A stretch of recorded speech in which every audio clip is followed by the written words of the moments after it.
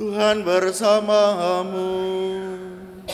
Dan bersama rohmu. Inilah kisah sengsara Tuhan kita Yesus Kristus menurut Matius. Dimuliakanlah Tuhan. Umat dipersilahkan duduk. Sesudah ditangkap, Yesus dihadapkan kepada gubernur, yakni Pilatus. Gubernur itu bertanya kepadanya, "Benarkah engkau raja orang Yahudi?" Jawab Yesus, Engkau sendiri yang mengatakannya. tetapi atas tuduhan yang diajukan imam-imam kepala dan tua-tua terhadap dirinya, Yesus tidak memberi jawab apapun. Lalu kata Pilatus kepadanya, "Tidakkah engkau dengar betapa banyaknya tuduhan saksi-saksi ini terhadap engkau?" Tetapi Yesus tidak menjawab sepatah kata pun, sehingga gubernur itu sangat heran. Telah menjadi kebiasaan bagi gubernur untuk membebaskan satu orang hukuman pada tiap hari raya atas pilihan orang banyak. Pada waktu itu, ada dalam penjara seorang yang terkenal kejahatannya, bernama Barabas. Karena mereka sudah berkumpul di sana, Pilatus bertanya kepada mereka, "Siapa yang kamu kehendaki aku bebaskan bagimu? Barabas atau Yesus yang disebut Kristus?" Pilatus sebenarnya tahu bahwa mereka telah menyerahkan Yesus karena dengki. Ketika Pilatus sedang duduk di kursi pengadilan, istrinya mengirim pesan kepadanya, "Jangan engkau mencampuri perkara orang benar itu, sebab dalam mimpi tadi malam aku sangat menderita karena dia." Tetapi oleh hasutan imam-imam kepala dan kaum tua-tua, orang banyak bertekad untuk meminta supaya Barabas dibebaskan dan Yesus dihukum mati. Gubernur itu bertanya kepada mereka, "Siapa di antara kedua orang itu yang kamu kehendaki kubebaskan bagimu?" Kata mereka, "Barabas." Kata Pilatus kepada mereka, "Kalau begitu, apakah yang harus kuperbuat dengan Yesus yang disebut Kristus?" Mereka semua berseru, "Ia harus disalibkan." Kata Pilatus, "Tetapi kejahatan apakah yang telah dilakukannya?" Namun mereka berteriak semakin keras, "Ia harus disalibkan."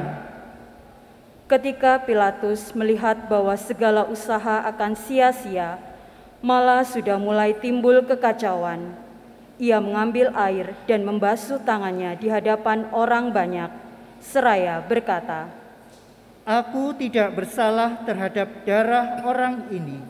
Itu urusan kamu sendiri." Seluruh rakyat itu menjawab, "Biarlah darahnya ditanggungan atas kami dan atas anak-anak kami." Lalu Pilatus membebaskan Barabas bagi mereka, tetapi Yesus dicambuknya, lalu diserahkannya untuk disalibkan.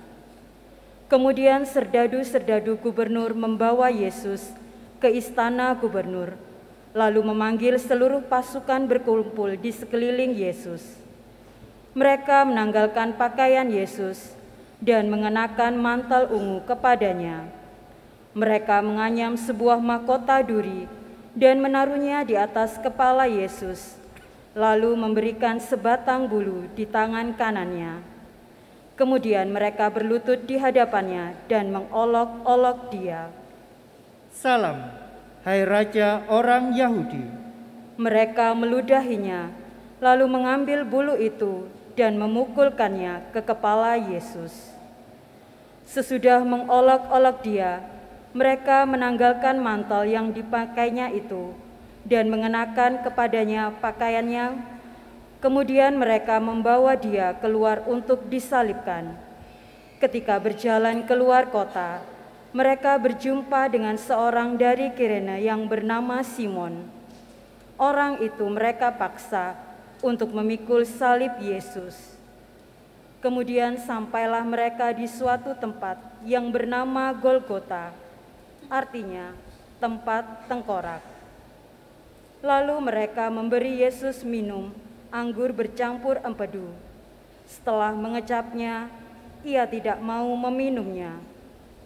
Sesudah menyalibkan Yesus, para serdadu membagi-bagi pakaian Yesus dengan membuang undi. Lalu mereka duduk di situ menjaga dia. Di atas kepala Yesus terpasang tulisan yang menyebut alasan mengapa ia dihukum. Inilah Yesus, Raja orang Yahudi. Bersama dengan dia disalibkan 2 orang penyamun, seorang di sebelah kanan dan seorang di sebelah kiri. Orang-orang yang lewat di sana menghujat Yesus, dan sambil menggelengkan kepala, mereka berkata, Hai engkau yang mau meruntuhkan bait suci dan mau membangunnya kembali dalam 3 hari. Jika engkau putra Allah, turunlah dari salib itu dan selamatkanlah dirimu.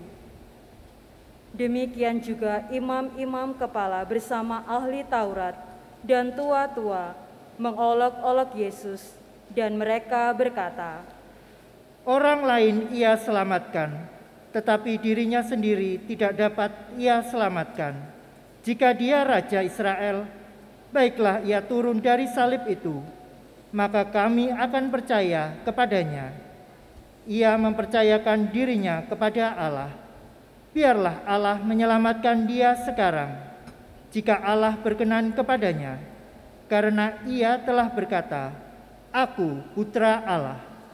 Bahkan penyamun-penyamun yang disalibkan bersama-sama dengan Yesus mencelanya demikian juga. Mulai dari pukul 12, kegelapan meliputi seluruh daerah itu sampai pukul 3. Kira-kira pukul 3, berserulah Yesus dengan suara nyaring, Eli, Eli, lama sabachthani. artinya, Allahku, Allahku, mengapa engkau meninggalkan aku? Mendengar itu, beberapa orang yang berdiri di situ berkata, Ia memanggil Elia. Kemudian datanglah segera seorang dari mereka. Ia mengambil bunga karang, mencelupkannya ke dalam anggur asam, lalu menancapkannya pada sebatang bulu dan memberi Yesus minum. Tetapi orang-orang lain berkata, Jangan, baiklah kita lihat, apakah Elia datang untuk menyelamatkan dia. Yesus berseru pula dengan suara nyaring, lalu menyerahkan nyawanya.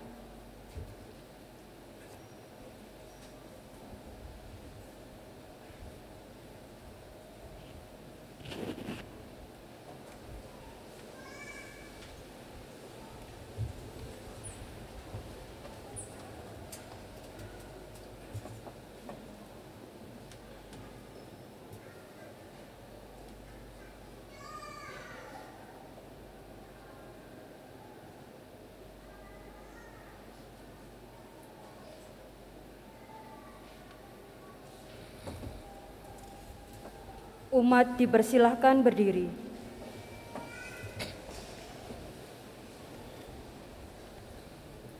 Lihatlah, tirai bait suci terkoyak menjadi 2 dari atas sampai ke bawah.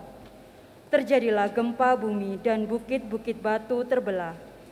Kubur-kubur terbuka dan banyak orang kudus yang telah meninggal dibangkitkan. Sesudah kebangkitan Yesus, mereka keluar dari kubur, lalu masuk ke kota kudus dan menampakkan diri kepada banyak orang. Ketika melihat gempa bumi dan apa yang telah terjadi, kepala pasukan dan prajurit-prajuritnya yang menjaga Yesus menjadi sangat takut, lalu berkata, Sungguh, orang ini putra Allah. Demikianlah sabda Tuhan. Terpujilah Kristus.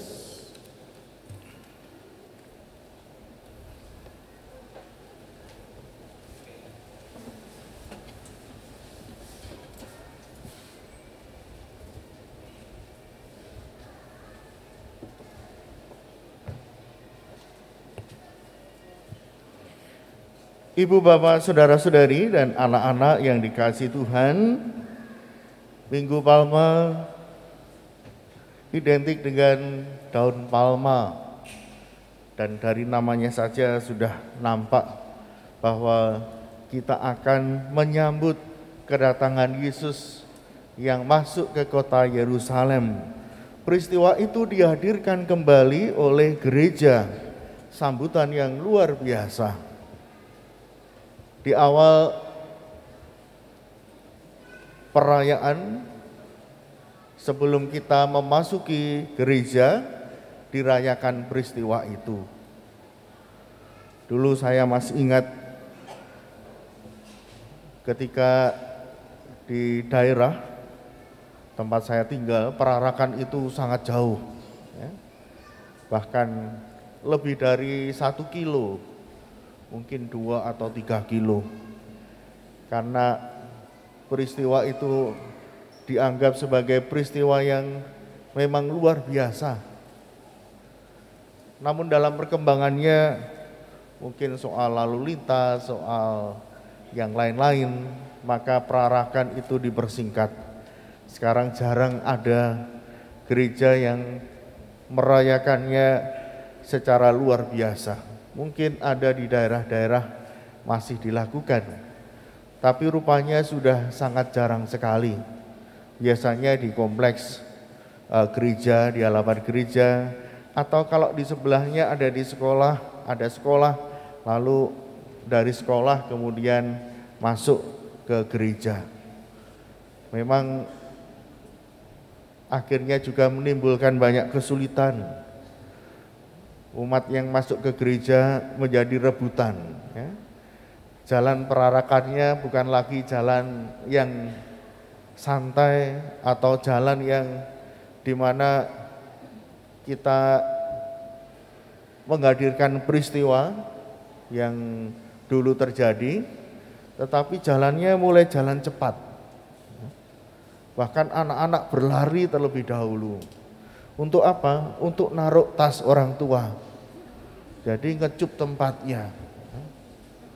Karena apa? Kalau dulu masih bisa pesan tempat. Awalnya bisa pesan tempat, ya. Nanti di mana itu sudah ditaruh tas, sudah ditaruh tanda-tanda bahwa tempat duduk itu dipesan. Lama-lama panitia buat keputusan, oh itu tidak boleh. Maka tas dibawa. Tapi juga tidak kalah pandai, ya. Anak-anak itu diminta untuk lari terlebih dahulu. Karena kalau orang tua yang lari pasti akan menarik perhatian, ya, jadi omongan. Jadi orang tuanya tetap santai, tapi juga ada yang jalan cepat untuk rebutan tempat duduk. Nah, mungkin itu menjadi salah satu alasan, tapi saya kira bukan alasan yang utama, ya. Nah, Bapak Ibu saudara-saudari, mengapa kisah ini ditampilkan? Kisah ini ditampilkan karena sebenarnya dalam peristiwa itu orang mulai mengimani Yesus sebagai Raja, sebagai Juru Selamat. Karena apa? Karena mereka sudah mengetahui bahwa apa yang dilakukan oleh Tuhan Yesus itu sungguh luar biasa. Banyak mujizat dilakukan. Pengajarannya juga membuat orang terpesona. Dan segala sesuatu yang diajarkan selalu mengarah kepada kitab Taurat. Jadi ada dasarnya. Bukan membuat sebuah ajaran yang baru, tapi Yesus datang untuk menggenapi Taurat. Kitab suci orang Yahudi pada waktu itu. Nah, oleh gereja hal ini menjadi penting bahwa sudah muncul iman akan Yesus Sang Juru Selamat. Namun apakah iman itu bertahan? Rupanya tidak. Seperti tadi di awal kita dengan penuh sukacita gembira menyambut Yesus yang masuk kota Yerusalem, lalu memasuki bacaan yang terjadi sudah berbeda. Yang terjadi adalah ketika Yesus ditangkap, rakyat justru tidak ada yang membela. Mereka dipimpin oleh orang-orang Farisi, ahli-ahli Taurat, untuk menyetujui menangkap Yesus. Dan tidak ada orang-orang yang dahulu menyambut dengan gegap gempita itu menentangnya. Tidak ada yang berani menentangnya. Bahkan hal-hal yang dilaporkan tidak benar, tidak ada yang mau menjadi saksi. Begitu cepat peristiwa itu berubah dari mengimani lalu meninggalkan iman. Nanti masuk pada Jumat Agung, bahkan para murid pun ya, pada peristiwa Kamis Putih juga sebelum Yesus wafat, hari Jumat Agung, juga ditampilkan para murid menghilang. Tidak ada yang berani untuk membela Yesus. Ada Petrus, ya. Petrus sempat menghunuskan pedang dan menebas telinga. Ya. Namun pada akhirnya Petrus pun juga menyangkal. Ketika ditanya apakah dia murid Yesus, dia menyangkal. Tidak ada yang bersama dengan Tuhan Yesus. Ibu bapak saudara-saudari yang dikasihi Tuhan, ini juga menjadi permenungan kita. Apakah memang dalam peristiwa-peristiwa yang sulit atau peristiwa tertentu dalam hidup kita, kita bisa kehilangan iman. Ada indikasi bahwa umat Katolik juga berpindah ke agama yang lain. Yang dahulu aktivis, yang dahulu melayani, berpindah. Ada macam-macam alasan. Tetapi ada yang bercerita bahwa perpindahan itu ada, terjadi. Mulai dari anak-anak usia remaja sampai orang dewasa. Alasannya banyak. Namun kita tidak perlu berbicara mengenai alasan, Bapak Ibu, saudara-saudari, tapi apakah kita berani untuk mempertahankan iman, tidak meninggalkan Yesus di saat-saat sulit, bahkan juga di saat ada tawaran yang menggiurkan soal jabatan, soal materi dan lain sebagainya. Bukan hanya saat yang sulit orang bisa meninggalkan iman, merasa bahwa Tuhan itu tidak ada, merasa tidak ada saudara yang menolong, gereja tidak memperhatikan, tidak ada umat lingkungan yang perhatian, tidak ada yang mengunjungi, tidak ada yang mendengarkan persoalan yang sedang dihadapi, padahal sedang membutuhkan peneguhan, membutuhkan bantuan, membutuhkan uluran tangan, tapi tidak ada yang mau membantu. Itu saat peristiwa yang sulit. Tapi pada saat kehidupan mulai mapan dan ingin mapan lagi, ingin meningkatkan kehidupan materinya, atau ingin mendapatkan jabatan yang lebih tinggi, juga mudah tergiur untuk melepaskan iman. Mungkin karena kenaikan jabatan, karena promosi, syaratnya adalah berpindah agama, atau mendapatkan materi yang lebih banyak, dengan syarat harus meninggalkan iman dan lain sebagainya. Mungkin juga karena pasangan, ya, pasangan hidup. Oh, ini orang yang paling mengerti saya, orang yang memahami saya, dia mencintai saya, maka balasan saya adalah meninggalkan iman saya. Mungkin ada yang berpikiran lain, ya iman jauh lebih penting. Tapi ada saudara-saudari kita yang lebih memilih untuk meninggalkan iman. Bapak Ibu saudara-saudari yang dikasihi Tuhan, inilah permenungan kita. Ada saatnya kita mengeluh-ngeluhkan Tuhan, percaya Tuhan itu juru selamat. Tapi apakah kita siap ketika ada situasi yang menawarkan kepada kita untuk meninggalkan iman kita? Ibu, bapak, saudara-saudari, bagaimana kita mempertahankan iman? Bagaimana iman itu bertumbuh dan semakin menguatkan kita? Memang kuncinya ada di dalam keluarga. Memang iman tanggung jawab pribadi. Tapi keluarga menjadi tempat yang subur untuk menumbuhkan iman. Maka pertama-tama keluarga memang harus ada relasi yang dekat. Relasi yang baik.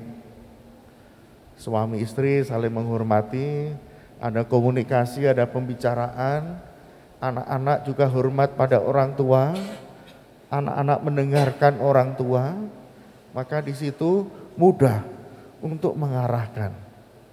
Misalnya diajak ke gereja bersama, membuat kesepakatan. Maka tahun ini sebenarnya saya minta kepada petugas liturgi untuk diatur. Petugasnya dari lingkungan atau dari wilayah. Harapannya apa? Keluarga itu bisa bertugas bersama, berangkat ke gereja bersama. Oh, ayahnya jadi asisten imam, anaknya jadi misdinar, mamanya mungkin kur. Bisa berangkat ke gereja bersama-sama. Kalau lingkungan atau wilayah itu tidak bertugas, mereka bisa duduk bersama satu keluarga di gereja. Jadi tidak pergi sendiri-sendiri. Bapaknya inginnya Sabtu sore, supaya Minggu punya acara, misalnya hobinya bersepeda. Ya. Mamanya inginnya Minggu pagi, karena lebih enak bangun pagi-pagi. Sedangkan anaknya Minggu sore. Karena apa? Sabtu untuk malam Minggu bersama dengan teman-teman dan lain sebagainya. Nah, apakah hal ini bisa dibicarakan bersama? Supaya keluarga bisa hadir di gereja bersama-sama. Ketika di sebelah kanan kirinya ini keluarga, maka ketika dia berdoa, itu juga akan mudah diingatkan. Memang kita juga mengingat, mendoakan saudara-saudara kita yang ada di tempat lain yang jauh. Tapi jangan lupa bahwa di sebelah kanan kiri kita juga perlu didoakan. Di sebelah kirinya ada papanya, sebelah kanannya ada adiknya atau ada kakaknya. Nah, maka itulah yang harus kita ingat dalam doa. Jangan terlalu jauh mendoakan yang lain. Doakanlah orang yang bersama dengan Anda ke gereja. Supaya apa? Relasi semakin dekat. Kalau orang dekat relasinya, hatinya dekat, pasti akan didoakan terus. Bahkan setiap hari, setiap kali ke gereja. Nah, ini kalau keluarga memang relasinya itu baik ya. Tapi kalau tidak, penuh dengan konflik, pertikaian, saling menyalahkan, susah untuk bersama-sama mau ke gereja. Maka perlu rendah hati untuk tidak mudah marah, tidak mudah saling menyalahkan di dalam keluarga. Dalam keluarga harus ada pertobatan bersama. mulai pekan suci ini tidak perlu saling menyalahkan. Tahan diri soal emosi. Karena emosi itu selalu meluap-luap. Tidak peduli nanti seperti apa akibatnya. Tapi begitu kata-kata dan perbuatan itu melukai orang yang kita sasar, bahkan yang kita cintai, itu sulit untuk dihilangkan. Menimbulkan bekas yang sulit untuk dihapus. Maka ibu bapak saudara, mari kita bangun pertobatan dalam keluarga kita. Kalau keluarga itu relasinya sudah baik, saling mengasihi satu sama lain, maka iman itu bertumbuhnya seperti di tanah yang subur. Anda bisa melindungi satu sama lain, mendoakan, mendapat kekuatan, supaya iman itu tetap dipertahankan, diimani sampai akhir hayat kita. Ibu bapak saudara-saudari, maka marilah untuk menguatkan iman kita, kita saling mendoakan dan diawali dari keluarga terlebih dahulu. Baru kemudian kita juga mendoakan keluarga-keluarga lain yang ada di lingkungan, saudara-saudara kita, anggota keluarga yang membutuhkan penguatan, butuhkan uluran tangan Tuhan, dan lain sebagainya. Semoga peristiwa Minggu Palma ini kita tetap menyambut Yesus dalam seluruh hidup kita. Tidak di tengah jalan meninggalkannya karena alasan apapun juga. Semoga iman kita diteguhkan karena rahmat Tuhan. Berkat Tuhan menyertai kita. Amin.